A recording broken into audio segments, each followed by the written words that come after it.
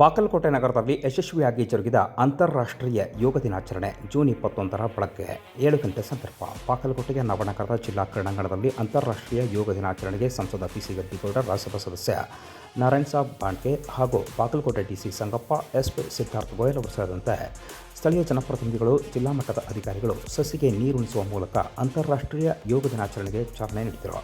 ಈ ಸಂದರ್ಭದಲ್ಲಿ ವಿವಿಧ ಭಾಗಗಳಿಂದ ಆಗಮಿಸಿದ ಸ್ಥಳೀಯರು, ಶಾಲಾ ಕಾಲೇಜುಗಳ ವಿದ್ಯಾರ್ಥಿಗಳು, ವಿವಿಧ ಇಲಾಖೆಗಳ ಅಧಿಕಾರಿಗಳು ಯೋಗ ದಿನಾಚರಣೆಯಲ್ಲಿ ಭಾಗಿಯಾಗಿ ಯೋಗದ ವಿವಿಧ ಆಸನಗಳನ್ನು ಹಾಕಿದರು. ಈ ಸಂದರ್ಭದಲ್ಲಿ ಸಂಸದ ಪಿಸಿ ಗದ್ದಿಗೌಡರ್ ಅವರು ಯೋಗ ದಿನಾಚರಣೆಯನ್ನು ಉದ್ದೇಶಿಸಿ ಮಾತನಾಡಿದರು. ಇವತ್ತು ನಾವೆಲ್ಲರೂ ಕೂಡ ಇವತ್ತು ಯೋಗ ಅಭ್ಯಾಸವನ್ನು ಮಾಡ್ತಾ ನಮ್ಮ ನೆಮ್ಮದಿಯ ಬದುಕನ್ನು ಬದುಕೋಣ. ಇವತ್ತು ಆಯುಷ್ ಇಲಾಖೆದವರು, ನಮ್ಮೆಲ್ಲ ಜಿಲ್ಲಾ ಒಂದು ಆಡಳಿತದವರು ಎಲ್ಲರೂ ಸೇರಿ ಇವತ್ತು ಈ ಒಂದು ಕಾರ್ಯಕ್ರಮ ಮಾಡಿದ್ದಾರೆ. ಈ ಒಂದು ಸಂದರ್ಭದಲ್ಲಿ ನಾನು ಎಲ್ಲರಿಗೂ ಕೂಡ ಇವತ್ತು ಈ ಒಂದು 12ನೇ ಅಂತಾರಾಷ್ಟ್ರೀಯ ಯೋಗ ದಿನಾಚರಣೆಯ ಶುಭಾಶಯವನ್ನು ಕೋರ್ತೇನೆ. ಇವತ್ತು ನಾವೆಲ್ಲರೂ ಕೂಡ ಆರೋಗ್ಯದಿಂದ ಇದ್ದು ಮುಪ್ಪಿನ ಅವಸ್ಥೆಯಲ್ಲೂ ಕೂಡ ಒಳ್ಳೆಯ ಬದುಕನ್ನು ಬದುಕೋಣ.